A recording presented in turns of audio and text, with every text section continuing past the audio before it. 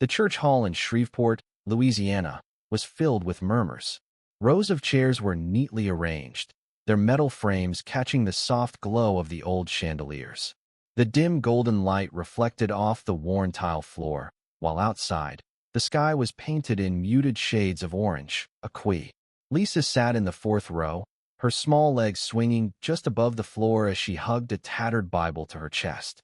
It had belonged to her grandmother, the woman who had held her close every night, reading from its fragile pages in a voice that was deep and steady.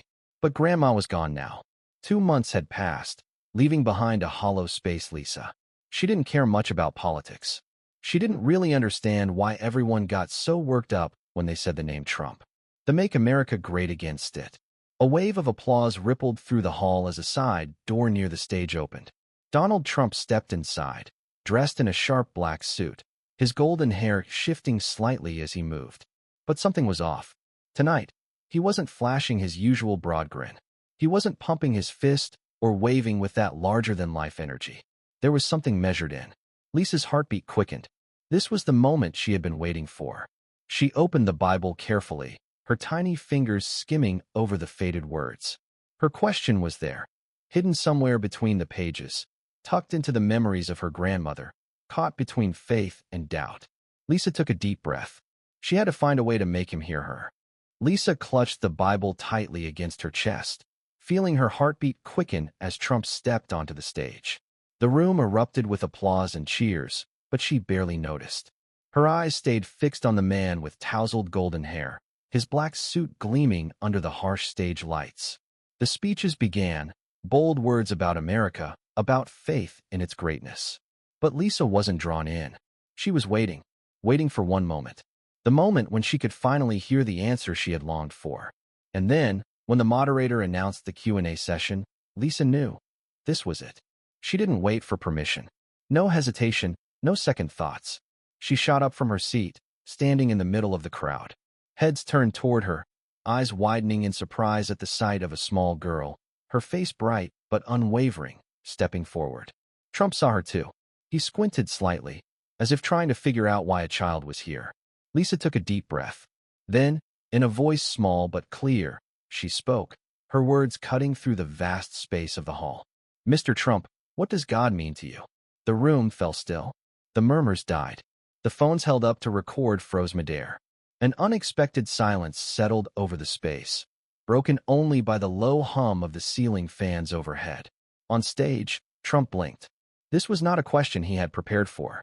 It wasn't about the economy, the border, or making America great. This was something else. A simple question, yet heavy. He tilted his head slightly, fingers tightening around the microphone. Lisa stood her ground, her gaze locked onto the man before her. She didn't care about politics, didn't care about division or slogans.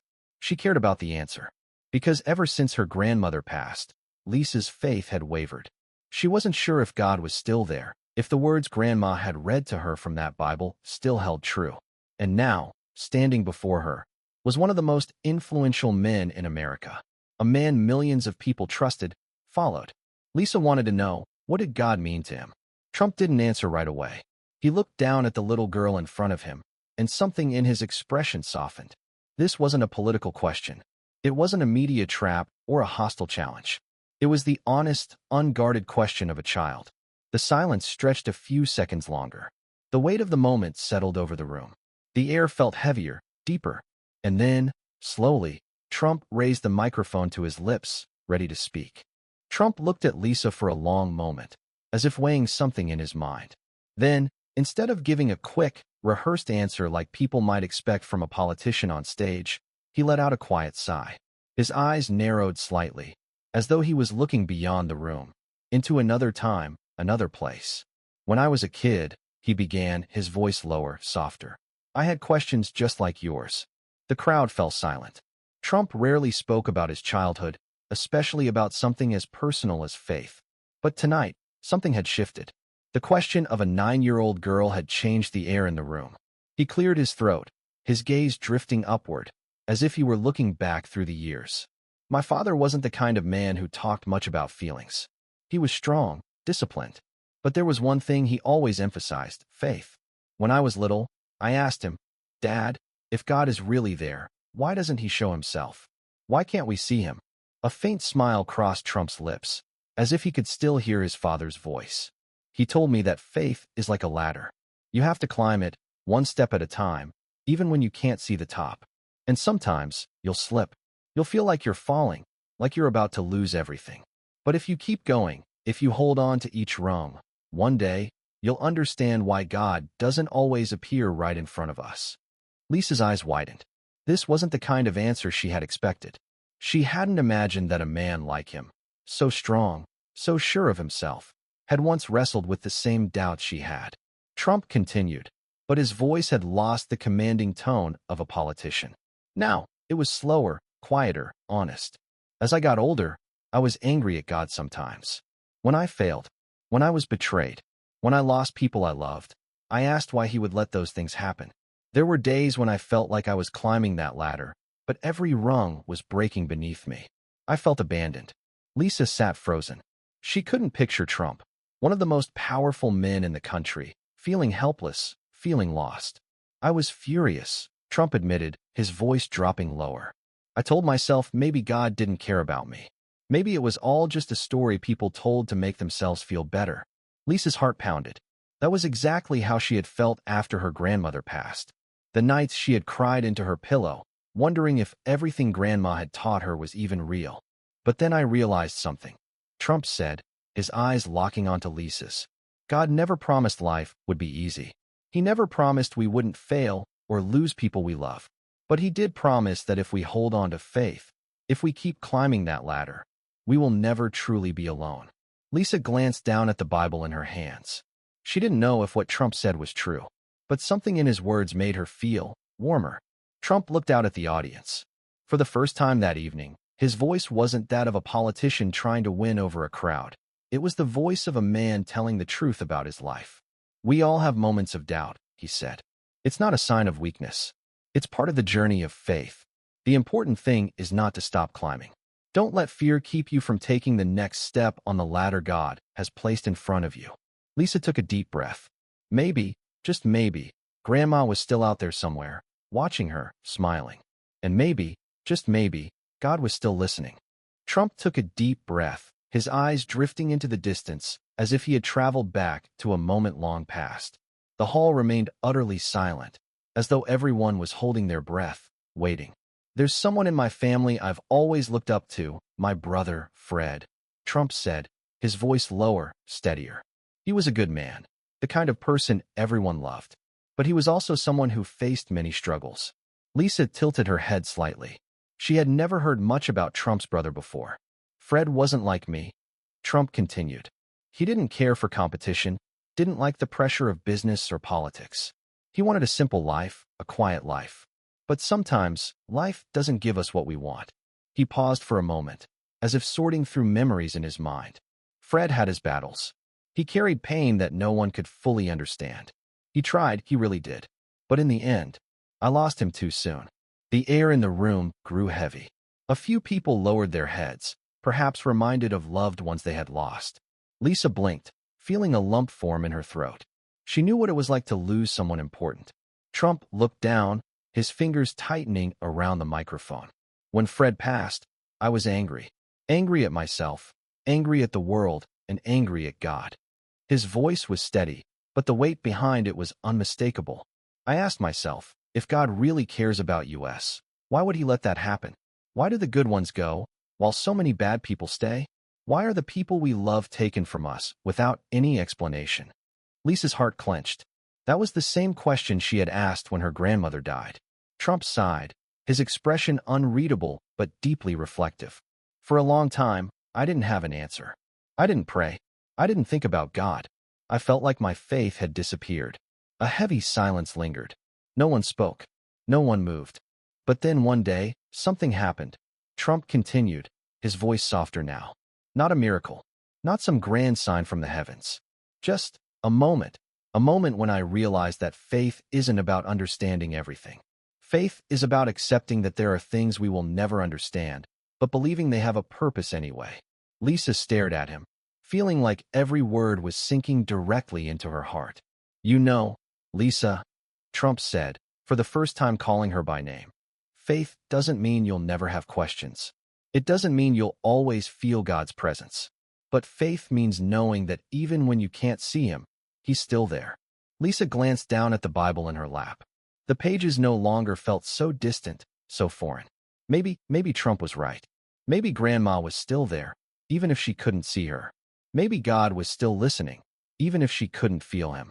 Lisa lifted her head, meeting Trump's gaze. A small smile crossed her lips. "I think I understand now," she said quietly. Trump nodded, just once. No more words were needed. For a few seconds, the hall remained silent. Then, a wave of applause spread through the crowd. Not the loud, fervent clapping of political rallies, not cheers for slogans and campaigns, but something different. Something real. Lisa sat back down, clutching her Bible close. For the first time in months, she didn't feel alone anymore. And on the stage, Donald Trump looked out at the audience. But his expression had changed. There was something lighter in his eyes, something genuine. Maybe even a little hope. Lisa couldn't hold back her tears. Trump's story had touched something deep inside her. The pain, the doubt, the questions she had never dared to say out loud. A single tear slipped down her cheek, and she wiped it away quickly. But no one in the room judged her, because she wasn't the only one who felt this way. The silence in the hall still lingered, heavy with reflection, when a middle-aged man with graying hair slowly rose to his feet. He wore a simple button-down shirt, his face lined with the marks of a life that had seen its share of struggles. "Mr. Trump," his voice was rough but steady, "I understand what you're saying about faith, but I still find it hard to hold on to. Sometimes, I wonder if I'm just believing in something that isn't real. How do we keep faith when everything seems to be against us?" Trump looked at the man for a long moment, then nodded, as if he understood that feeling better than anyone. "I won't tell you that faith is easy," he answered, his voice measured. "Because if it were easy, it wouldn't be faith." The room remained steeped in thoughtful silence. Faith is only truly tested when we face hardship. When things are good, when life is going well, it's easy to say we believe. But when we lose someone we love, when we fail, when we feel abandoned, that's when faith is tested the most. Trump's gaze swept across the audience. And I'm not saying you have to be perfect. None of us are. There were times when I doubted, when I questioned everything. But faith isn't a straight road. Sometimes, it's a battle we fight every single day. Lisa nodded slightly. She understood what he meant. A few people in the crowd began to clap. Not the loud, raucous applause of a political rally, but something quieter, something real. And then, another person stood up. It was a middle-aged woman with silver strands in her hair. She wore a light gray coat, and her hands trembled slightly as she took hold of the microphone. Her voice wavered as she spoke. "I used to have faith." She hesitated, as if gathering the courage to continue. "But then I lost my husband. He was everything to me. And when he was gone, it felt like my whole world disappeared. I prayed, but nothing changed. And then I stopped praying. I stopped believing. I don't know how to find my faith again." The room fell still. Some people lowered their heads, as if carrying the same weight of loss in their own hearts. Trump studied the woman for a long moment before he nodded. "I understand," he said, his voice softer than before. "Losing someone you love is one of the hardest things we ever have to go through. And I'm not here to tell you that you should believe right away, or that the pain will simply disappear. Because I know it won't." The woman looked at him, tears brimming in her eyes. "But I will tell you this," Trump continued. "Faith never truly disappears. It can be buried under grief, under anger, under loss. But it's still there, always there, waiting for us to find it again." The woman wiped her tears, but something in her expression had shifted. A little relief, a little hope. Trump tilted his head slightly, as if considering something. "Maybe your faith isn't lost," he said. "Maybe it's just waiting for you to be ready to accept it again." Lisa looked at the woman, then down at the Bible in her hands. Maybe Grandma had never really left her. Maybe faith had never truly disappeared. It had just been waiting for her to be brave enough to find it again. And for the first time in months, Lisa felt that maybe, just maybe, God was still listening. Lisa remained silent for a long moment, as if deciding whether to say what was on her mind. The hall was still, every eye fixed on the small girl clutching the worn Bible in her hands. Then, slowly, she lifted her head and spoke. "My grandma once told me something." Trump and the entire crowd listened. She said that faith is like planting a seed. Lisa's voice was soft but steady. You don't always see it grow right away. Some days are cold. Some days the soil is dry. Some days the storms come. But you have to believe that the seed is still there, quietly taking root, reaching upward. And one day, you'll see it bloom. A profound silence spread through the hall. The adults, the ones who had lived through loss, doubt, and hardship, felt the quiet truth in the words of a 9-year-old girl. Trump studied Lisa for a long moment, then nodded. A small smile crossed his lips. "You're right," he said, his voice warmer now. "Absolutely right." He turned back to the audience, scanning the room as if wanting everyone to hold on to Lisa's words. We often think of faith as something big, something powerful all at once. But in reality, it's found in the smallest moments. He paused, then continued. Faith is waking up in the morning, facing a new day even when you don't know what it will bring. Faith is pushing forward, even when everything seems to be against you. Faith is a mother praying for her son, a wife remembering the husband she lost, a child looking up at the sky and wondering if God is really listening. Lisa smiled slightly. She understood. Trump glanced at her, then back at the crowd. And more than anything, his voice grew stronger. Faith has the power to bring us together. It helps us rise above our differences, race, politics, beliefs, because deep down, we are all searching for something greater than ourselves. He took a deep breath, letting his gaze sweep across the audience one last time. Faith doesn't mean we'll always have the answers, but it does mean we are never alone in the search. Applause broke out, slow at first, then growing stronger. Not out of excitement, but out of understanding. A moment where, no matter their backgrounds, everyone in the room felt connected by something unseen. Lisa looked down at the Bible in her hands once more. Grandma had been right. The seed had been planted, and it was growing. The applause still echoed through the hall, but Lisa barely heard it anymore. She was lost in her thoughts, feeling as if something heavy had been lifted from her heart. Trump's words, his story about his brother, Grandma's lessons, all of it wove together, forming a warmth inside her that she hadn't felt since the day her grandmother passed. Suddenly, a shadow appeared in front of her. Lisa looked up, and her heart skipped a beat.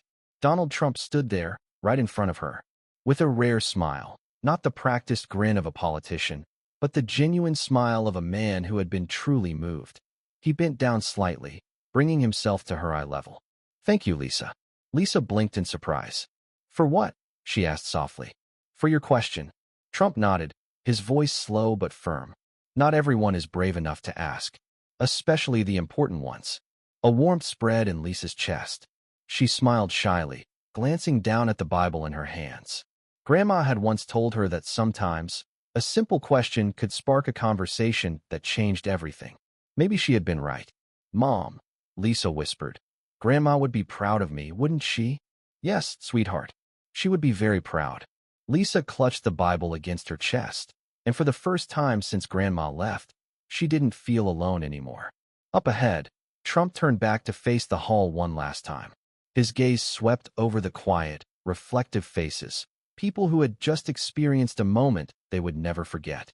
"Remember this," he said, his voice both powerful and sincere.